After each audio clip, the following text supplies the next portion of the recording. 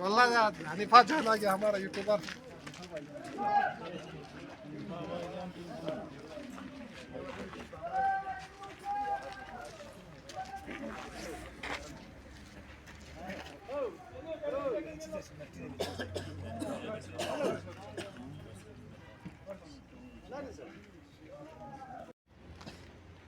يا sir औज़ुबिल्लाहिमिनश्शैतानिर्रजीम यहाँ पे आए हुए मीडिया हज़रात का मैं तहे दिल से शुक्रिया अदा करता हूँ कि हमारी छोटी सी शॉर्ट नोटिस पे आप लोगों ने यहाँ तशरीफ़ लाया। तो सर मैं प्रेसिडेंट ट्रक कारगिल आप लोगों से मुखातिब हूँ। तो मैं आज यहाँ जमा होकर ये प्रेस देने का हमें बहुत बड़ी मजबूरी आई सर, इसलिए हमने आप सबको यहाँ तकलीफ दिया। तो हमारे कारगिल के अंदर बहुत सारे ट्रांसपोर्ट के इशूज़ हैं। हमने ऑनरेबल एलजी साहब से भी रिक्वेस्ट की सर हमारे ट्रांसपोर्ट इश्यूज़ को हल करना, ट्रांसपोर्ट एक पॉलिसी यूटी लद्दाख के अंदर बनाना, जब तक यूके से अलग हो गया कोई ट्रांसपोर्ट पॉलिसी नहीं है। तो सर हमारी सबसे बड़ी मजबूरी ये आई कि हमारे कारगिल के अंदर इनर्स में चलने के लिए हमारा एक ही रूट होता था, ज़नस्कार रूट। ज़नस्कार रूट को 2019-20 पे नेशनल हाईवे बनाने के बाद हमसे वो भी छीना गया। तो उसमें एक काम हमारा होता था फूड एंड सप्लाई का। फूड एंड सप्लाई का काम हमारा यहाँ से एडी फूड साहब से हमें डिमांड मिलता था और हम उसको यहाँ से डिस्पर्स करके ज़नस्कार के लिए पूछाते थे। तो कल 2 दिन पहले 7 तारीख को हमें ये एक इन्फॉर्मेशन मिला कि FCI का लोड जम्मू से डायरेक्ट ज़नस्कार के लिए जा रहा है। तो हमें बड़ा अफसोस हुआ सर कि हमारी एडमिनिस्ट्रेशन इसमें कोई इक़दाम वगैरह नहीं उठा रही।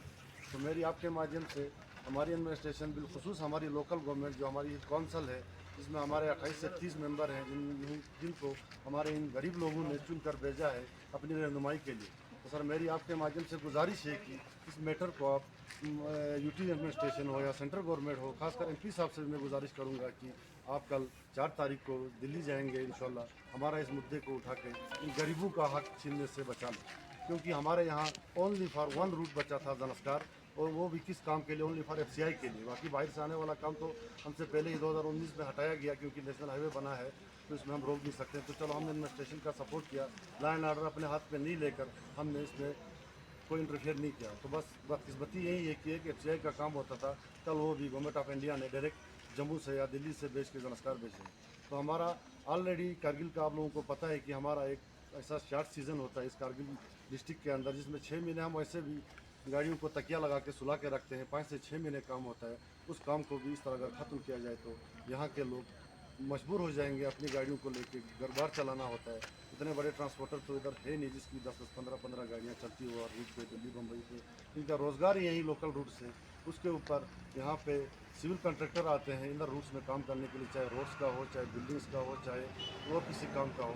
तो उसमें भी बाहर के ठेकेदार अपनी गाड़ियाँ किराए पे बाहर से लेके आते हैं।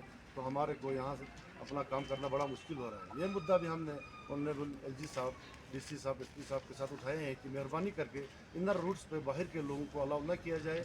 यहाँ पे 950 से 1000 गाड़ियाँ इस ट्रक अड्डे के अंदर आप अभी देख रहे हैं कि ये सारी गाड़ियाँ पिछले 6 महीने से इस ग्राउंड के अंदर खड़ी है। अब दिसंबर के बाद तो अल्लाह की मर्ज़ी के हिसाब हमें खड़ा करना ही पड़ता है क्योंकि हमारे सारे काम वगैरह बंद होते हैं। तो मैं आपके माध्यम से बिलखुसूस हमारी लोकल एडमिनिस्ट्रेशन हिल काउंसिल से गुजारिश करूंगा कि आप लोगों को, इन गरीबों ने चुन कर भेजा है, तो इन गरीबों के लिए आपको 10 कदम आगे आके इनकी इन मुश्किलात को हल करना पड़ेगा, वरना हमें चलना और हमें अपने बाल बच्चों को पालना इन गरीबों को बड़ा मुश्किल है।